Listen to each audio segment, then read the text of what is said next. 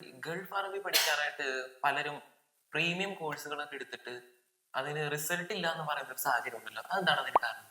അതിന് കാരണം എന്താണെന്ന് ചോദിച്ചാൽ, പ്രധാനമായ ആളുകൾ അറബി പഠിച്ചു വരുന്നത് മൂന്നാലൊരു മെത്തേഡിലൂടെയാണ്. ഒന്നാമതായി വാട്സപ്പ് ത്രൂ ക്ലാസ്സുകളിലൂടെ വാട്സപ്പ് റെക്കോർഡഡ് വോയിസുകൾ കേൾക്കുന്നു, അതിലൂടെ അവർ പഠിക്കുന്നു. ഈ വാട്സപ്പിൽ നമുക്കറിയാം, ഒരു 10 വോയിസ് മെസ്സേജ് ഒരുമിച്ച് വന്നാൽ നമുക്കത് കേട്ട് നിൽക്കാനുള്ള ക്ഷമ ഉണ്ടാവില്ല.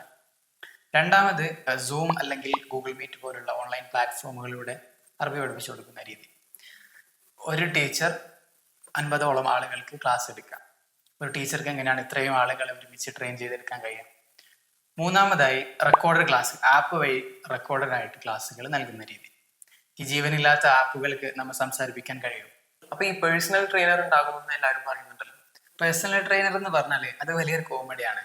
പ്രീ റെക്കോർഡഡ് ആയിട്ടുള്ള ആക്ടിവിറ്റീസും മറ്റു മെസ്സേജുകളൊക്കെ ബ്രോഡ്കാസ്റ്റ് ചെയ്യാനുള്ള ഒരു സ്റ്റാഫാണ് അവർ പേഴ്സണൽ ട്രെയിനർ എന്നുകൊണ്ട് ഉദ്ദേശിക്കുന്നത്.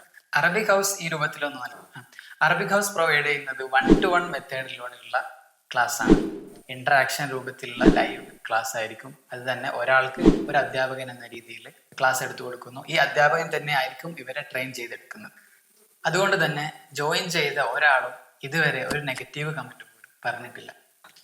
അതാണ് ഞങ്ങൾ പറയുന്നത്, ഗൾഫ് അറബിക്കിൽ അറബിക് ഹൗസിന് തുല്യം അറബിക് ഹൗസ് മാത്രം.